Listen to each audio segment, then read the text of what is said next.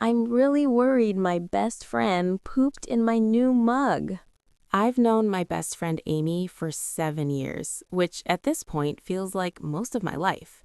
We met when we were kids and grew up together through that weird in between stage where friendship turns into something closer to family.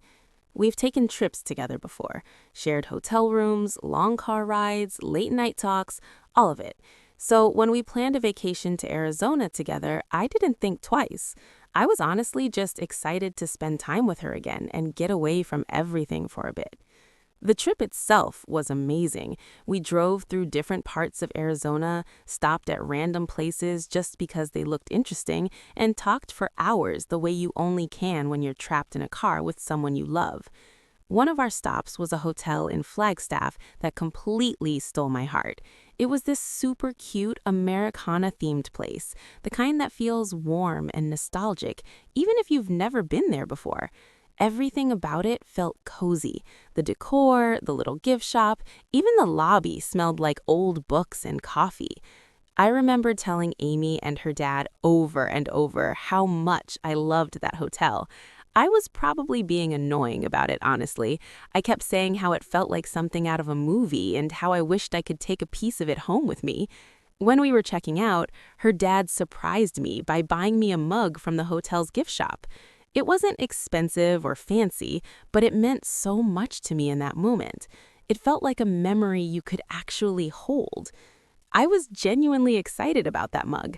I kept looking at it in the car, smiling to myself, already imagining using it at home and thinking about the trip. But I was also really paranoid about it breaking, so I wrapped it carefully and tucked it into my suitcase instead of keeping it out. When we eventually made it back to Chicago, where Amy and her family live, I needed to reorganize my suitcase before heading home.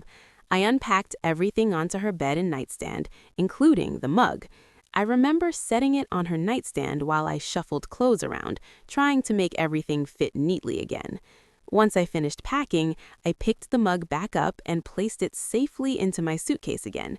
I noticed there was a little moisture on it, just some water, but I didn't think anything of it. I was tired, rushing, and more focused on getting home than examining a coffee mug. At the time, it felt completely normal. Nothing about it seemed strange. That's what makes everything else so hard to process now. By the time I finally got home, I was exhausted in that deep, heavy way you get after traveling too long. My suitcase felt heavier than it should have, and all I wanted to do was shower, dump my clothes in the laundry, and collapse into bed. I dragged my suitcase into my room and left it there for a while, still half unpacked, because I couldn't bring myself to deal with it yet. It wasn't until later that night that I noticed something was wrong. When I opened my suitcase, a smell hit me almost immediately. At first, it was faint enough that I questioned whether it was even real. I thought maybe it was just stale air trapped inside from traveling or something damp from the trip. I leaned back slightly, then leaned in again, trying to figure out where it was coming from. The smell didn't go away. I started digging through my clothes, pulling things out one by one. I checked socks, shirts, anything that might have been sweaty or forgotten in a rush, but nothing I touched seemed bad enough to explain it. The smell was stronger near the bottom of the suitcase, which made my stomach twist a little. That's when I remembered the mug. I pulled it out carefully, already annoyed at myself for not washing it before packing it away again. As soon as I lifted it, I knew something was really wrong. The smell was unmistakable now, sharp, sour, and deeply unpleasant in a way that made my chest tighten. I turned the mug over. At the bottom, along one edge, there was a brown substance stuck to it. It looked dried and crusted, like it had been there longer than just a few hours. A small piece flaked off when I tilted the mug, landing back into the suitcase. For a second, my brain refused to accept what I was seeing. I tried to rationalize it in every possible way. Dirt, maybe, some kind of clay residue from the gift shop, old coffee grounds mixed with water, anything that made sense. But none of those explanations fit. I leaned closer, despite every instinct telling me not to, and smelled it. The realization hit me all at once, and my stomach dropped. It was poop. My hands jerked back before I even consciously reacted, and I dropped the mug onto the floor. It shattered awkwardly, the handle snapping clean off. I stood there, frozen, staring at it, torn between shock, disgust, and this sudden, overwhelming sadness over something so small, but so meaningful, being ruined. I felt stupid for caring about a mug in that moment, but it had been a gift, a memory, and now it was broken and contaminated in the most disturbing way possible. I kept replaying the last time I'd seen it clean, on Amy's nightstand, with just a little water on it, and the more I thought about it, the less sense any of it made.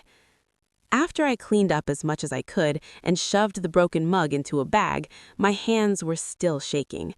I felt gross, like the smell had crawled into my skin and refused to leave. No matter how much I washed my hands, I couldn't stop thinking about it.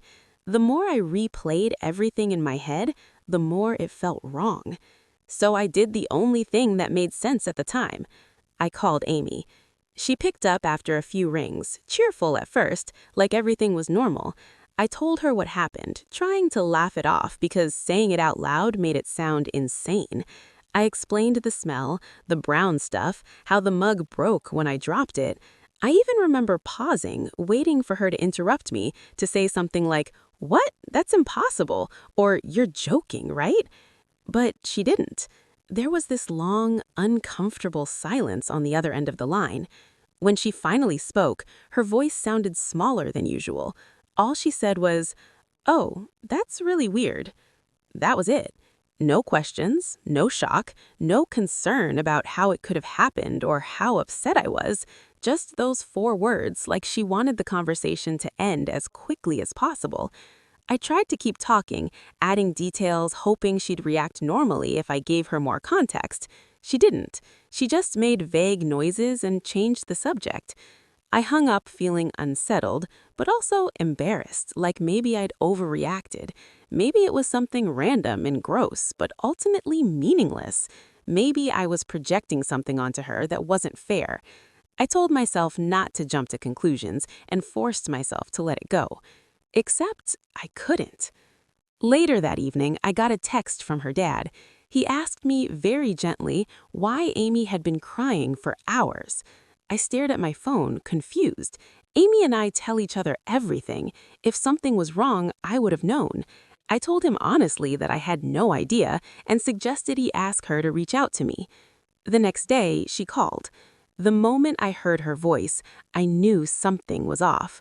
She didn't greet me the way she normally did. She just started crying, deep, shaky sobs like she'd been holding it in for too long.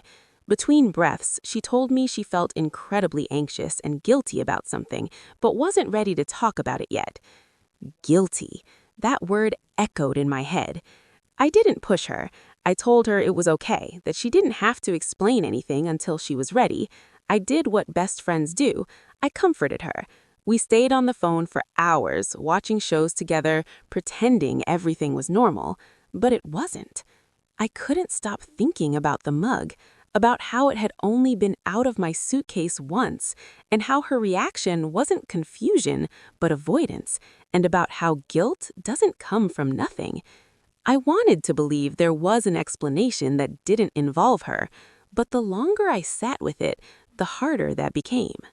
After that call, things didn't go back to normal, no matter how hard I tried to convince myself they would. On the surface, everything looked the same. Amy still texted me good morning. We still sent each other memes and talked about shows we were watching. But underneath all of that, there was this quiet heaviness that hadn't been there before.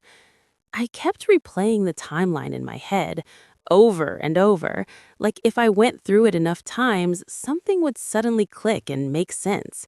The mug had been fine the entire trip. The only time it was out of my control was when I left it on her nightstand while reorganizing my suitcase. I hadn't seen anything strange then, just a little water on it when I packed it away again. That was it. I hated myself for even thinking this way. Amy was my best friend. She'd been in my life for years, through breakups, family stuff, all the ugly parts of growing up. The idea that she could intentionally do something so bizarre, so violating, felt almost insulting to her. And yet, I couldn't shake the feeling that something was being left unsaid. What bothered me the most wasn't even the mug anymore. It was her reaction. If the situation were reversed, I would have been horrified. I would have asked questions, tried to help figure it out, laughed nervously, something. But Amy had gone quiet, defensive in a way that didn't match the situation. And then there was the guilt, the crying, the anxiety she admitted to without explaining why.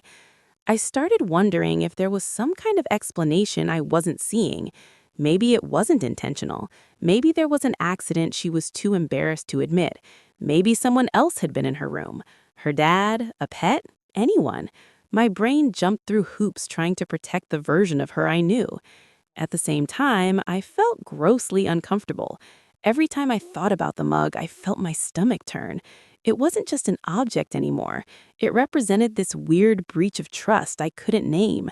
I found myself questioning other small moments from the trip, little silences, times she seemed distant, things I'd ignored because I didn't want to read into them. I wanted to ask her directly, but the idea terrified me. What if I was wrong? What if accusing her, even gently, destroyed our friendship? And what if I was right? I didn't know which outcome scared me more. So instead, I did nothing.